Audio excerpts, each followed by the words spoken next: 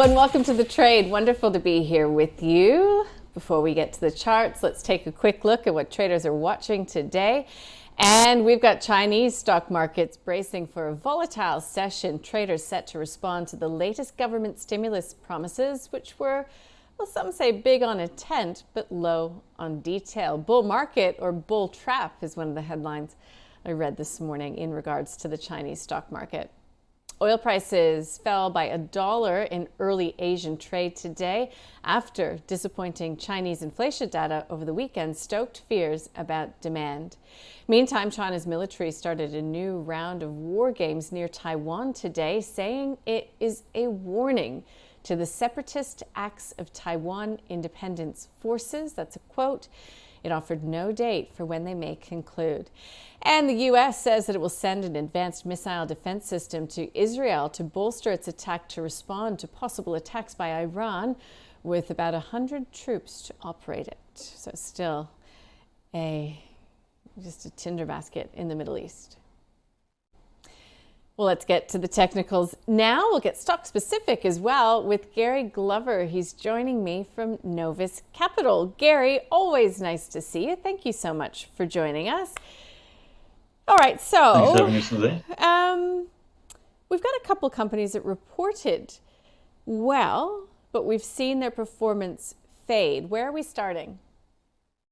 Yeah, so I guess there's a high correlation there with companies that report well. I mean, and I mean by reporting well is maybe ahead of expectations. So oftentimes on the reporting date, sort of stocks can surprise the market and do better than expected, and so they might actually have a bit of a jump. So we know that companies that do surprise the market tend to, if we look down the track, a few months further down the track there, they tend to sort of do well over that period there. And I noticed that a couple of companies there, CCP and also Square, they both reported jumped up, but then they kind of faded for the next 4 or 5 days, or even for the next week or two. But since then, they've just sort of been climbing, sort of, slowly but sort of steadily.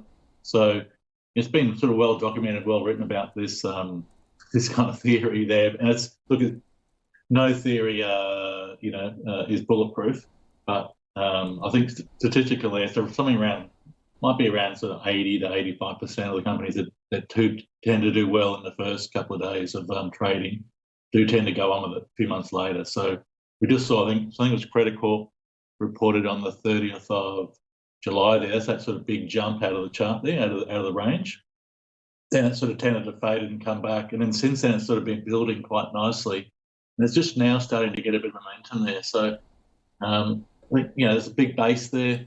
One of the technical things they talk about is the bigger the base, the bigger the move that follows. So we're now starting to see, after probably we've had like 3 or 4, 5 or 6 higher lows sort of developing there, a really big basing sort of pattern. But it's now starting to accelerate and move higher here. So I think this looks quite good there. I think we're probably likely to go back and retest the high there up around that 1950 zone. So, but yeah, maybe more of a slow and steady sort of pace there, Nadine. Yeah, all right. So it's pretty impressive, that jump up out of the range post results. What does the square chart look like, or the block chart?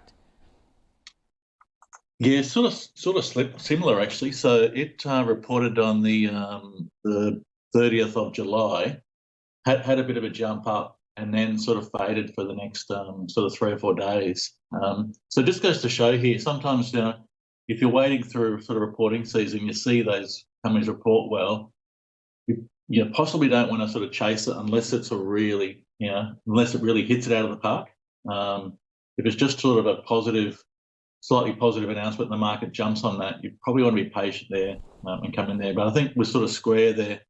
We've sort of been building here. So these sort of 2 stocks that I sort of looked at personally and sort of did add them into my model portfolio there on a bit of a pullback there. So just been sort of building quite nicely there. So I think they'll move higher here. So I think Square's now got like 2 or 3 higher lows. It's sort of broken out of that consolidation pattern there. So also the sector in particular, this is a bit of a Stan Weinstein there who talks about the different stages in technical charts there, he refers to, if you've got two charts that look exactly the same, but one's in a strong sector and the other one's in a weak sector, the strong sector will probably outperform 2-1 versus a weak sector. So we know, like a lot of these payments, we've seen Zip, Tyro, just a few of these sort of payment companies do pretty well. So the sector is experiencing some strength there. So that's a good sign for Square as well. So we do want to be in strong sectors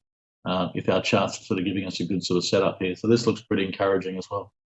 Awesome. Now, last time you joined us, Gary, we had a chat about some stocks in New Zealand. I wonder if there's any update in the wake of the 50 basis point cut we saw.